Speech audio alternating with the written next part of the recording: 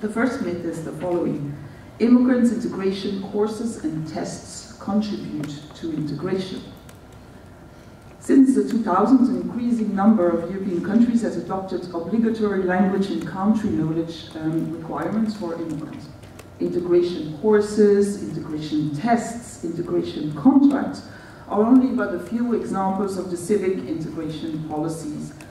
But do these policies actually enable or do they inhibit integration? And the EU has strongly promoted these civic integration policies through its funding mechanism. However, after a decade of implementation, they have rarely been evaluated, and existing evaluations, so those who do exist, do not necessarily show the benefits of the courses and the tests. Existing evaluations show that language acquisition and labour market integration are not necessarily better for those who followed the courses than for those who did not. And research has also shown that too strict integration requirements, like integration tests in exchange for residence permit, might actually hinder integration. And they seem to have been developed more to promote immigration and to implement immigration control than to foster integration. So while civic integration and tests were the new recipe after the so-said failed integration policies of the 90s, it is not yet sure that they are the most successful tools. So governments and the EU have invested quite some money into it, but they did not invest so much in the other side of what is called the two-way process that integration is, changing the mainstream society.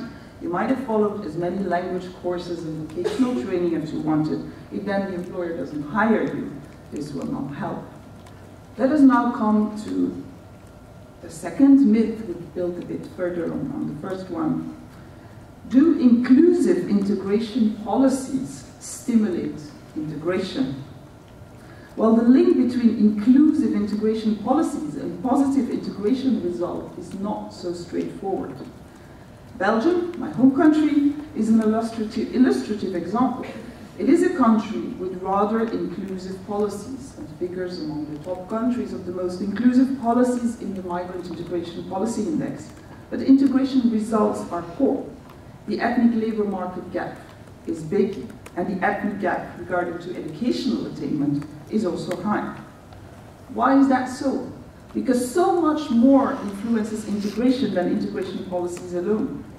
The type of immigration policies, the immigration flows, but also the organization of the labour market, of the welfare system, of the economy, of the school system, of the gender equality culture, and so on. All determine integration, and often more than integration policies alone. Does that mean that they should not exist? Of course not. But even more than thinking about specific integration tools, it is important to introduce immigrant-sensitive thinking into our general policies. When we raise the age for retirement, then you should realize that this will disproportionately hit immigrants who enter later into the labour market. So when they retire and do not yet have a full career, they will be poorer than natives.